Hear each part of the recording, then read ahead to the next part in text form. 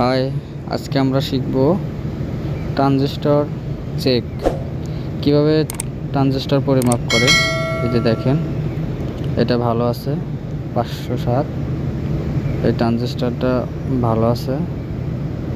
এভাবে সবগুলো আমাদের মান দেখাবে যদি ভালো থাকে, আর নষ্ট হলে সেটার মান দেখাবে না। এই যে মান দেখাচ্ছে। আর একটা দেখব, এটার 511। এই যে এটা সমস্যা, প্রবলেম, এটার মানটা দেখাচ্ছে না, কম দেখাচ্ছে একদম। এই যে 41, এটা নষ্ট, 100। পরেরটা এটা ঠিক আছে, 512, এটা আমাদের ঠিক আছে, এটাও ঠিক আছে। দেখেন, এটাও ঠিক আছে। তার মানে ওই ট্রানজিস্টরটা আমাদের সমস্যা।